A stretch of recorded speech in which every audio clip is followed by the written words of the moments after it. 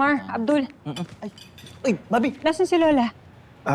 Nagpapahangin yata sa pool. Mukhang sumama yung pakiramdam. Oo, saka tumaas din yung dugo kanina sa nangyari. O, halika na. Puntahan na natin si Lola. Uwi na tayo. Paano yung... Sayang yung... Tama na yan. Halina kayo. Kahit konti sana. Glenn, nasaan ang mga bisita? Umalis na po sila, Bobby.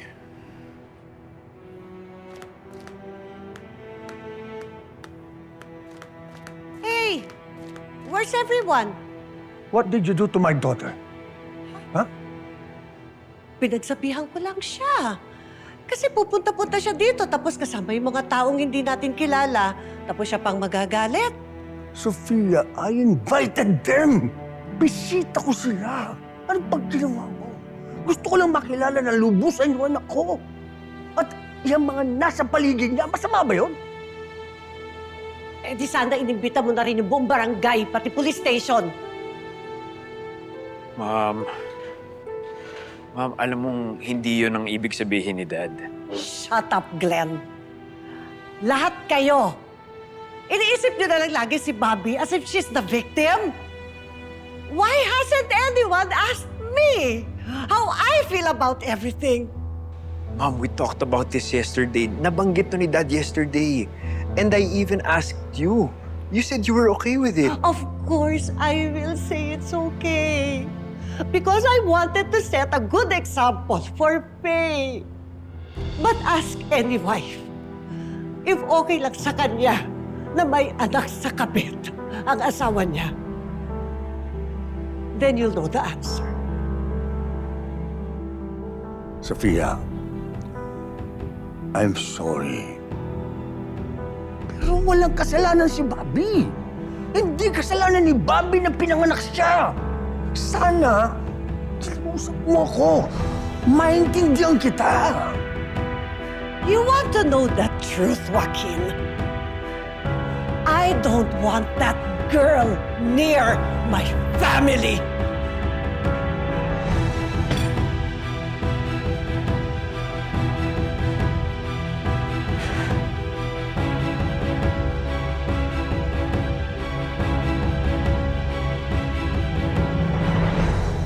Umalis na po tayo dito, Lola. Ay, oo. Hindi po tayo welcome dito. Ayaw sa akin ni Ma'am Sofia. Ano? Itchusera talaga yan si Madam eh. Bait-baitan kanina, sama-sama naman pala ng ugali. Ano ginawa sa'yo, Bobby? Inapi ka ba nila, sinaktan? Sabihin mo! Kukulutan namin yan kasama yung alalay niya. True. Kakausapin ko yan, Sophia na yan. Lola, tama na ho. Lola. Huwag na nating palakihin to. May karapatan namang magalit si Ma'am Sofia eh. Kahit anong gawin natin, anak pa rin ako nung kabit ni Mayor noon. Kaya naiintindihan ko siya. Baka nung nakita niya ako, naalala niya yung mga alaala na gusto niya na talaga makalimutan noon pa. Hayaan na natin. Tara na po. Ka na. Ate Bobby! Gigigil ako. Kaya nga eh. Ate, I'm really sorry sa nagawa ni Mommy kanina. Please, don't leave yet. Malaki tong clubhouse. Pwede tayo mag-swimming with my friends later. So, please, ate, ka muna umalis. Lola, mauna na kayo. Sasamahan ko lang si Faye. Sunod ako agad. Sige na. Mar, Abdul, kayo nang bala kay Lola, ha? Huwag Ingat kang kayo. magpapaapi sa pamilyang yan. Opo, Lola. Relax ka lang. Kayo nang bahala. Ay, ingat kayo. Sige, mag-iingat ka dyan, Bobby, ha? Sige. Thank you, ate.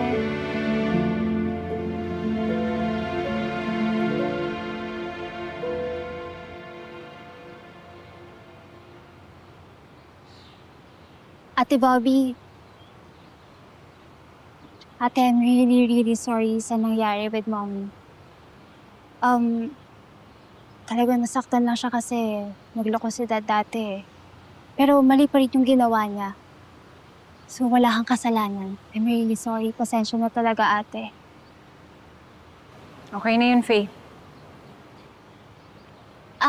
Ate, mga friends ko pala, si Jem saka si Jade. Hi po. Ma'am Bobby, station po kayo. Station 12. Di ba doon nakakulong yung kuya ni Chaco? Si Monty? Ay, oo nga. Kamusta po pala si Monty doon? Hinihintay na lang yung schedule ng hearing niya. Pagkatapos nun, baka ilipat na siya dun sa Calabari State Prison. What? Ililipat po siya? Naku, kawawa naman po pala si Monty. Baka po kasi inosente naman talaga siya. Tapos isasama siya sa mga really bad guys. Yung mabibigat yung kaso. Hello? Mabigat kaya yung kaso niya? Diba kaya nga siya nakulong kasi nagsusupply siya ng mga pimple patch drugs sa mga club?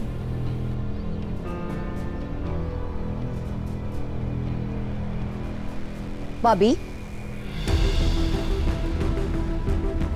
Charlie?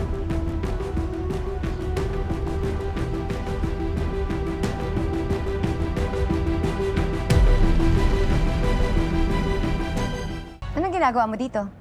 Ini-stalk mo ako? Baka ikaw sinusundan mo ko. Matagal na ako nagpupunta dito. Club member ako. Di ba, girls? Eh, ikaw? Kasama namin siya. She's my half-sister. Teka, di ba ikaw yung anak ni Mayor? You mean, half-sister mo to? Bobby, ano ba yun? Hindi mo naman sinabi sa akin? Anak ka pala ng kabit ni Mayor. Kaya ka pala na-promote. Okay. Faye, excuse me lang, Na-promote ako dahil deserve ko ma-promote, Charlie. Sorry. Oh, huwag na mainit ulo mo. Sige na, deserve mo na ma-promote. Pero syempre, alam mo na, connection, di ba? Mas mapapabilis yung pag-angat mo. Malapit ka na talagang bumingko sa akin, Oh, kalma. Huwag mainit ulo. How about swimming race? Gaya ng ginagawa natin dati. Wala akong panahon sa'yo. Excuse me lang, Faye. Excuse me. Bobby, chance mo na to para manalo. Maiba naman. I-represent mo ang mga anak ng number 2.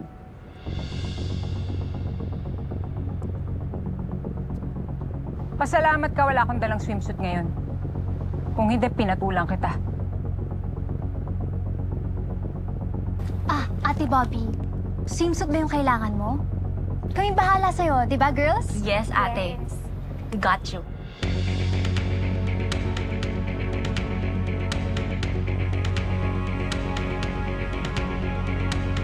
I know that girl. Sino dyan, Mada? Puro girls yan? Ang bago kong kakampi.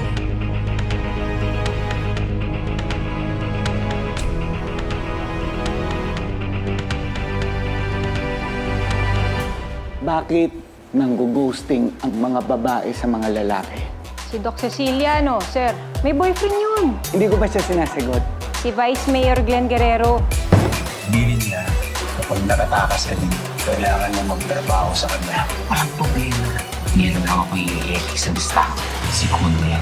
Hindi tayo pwedeng basta-basta susugod. Ang gagawin natin?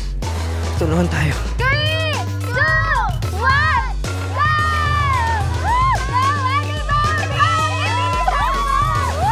Enriquez, may planong lumipat sa Calabari Prison. Magpapalipat si Enriquez? Seryoso sa doon?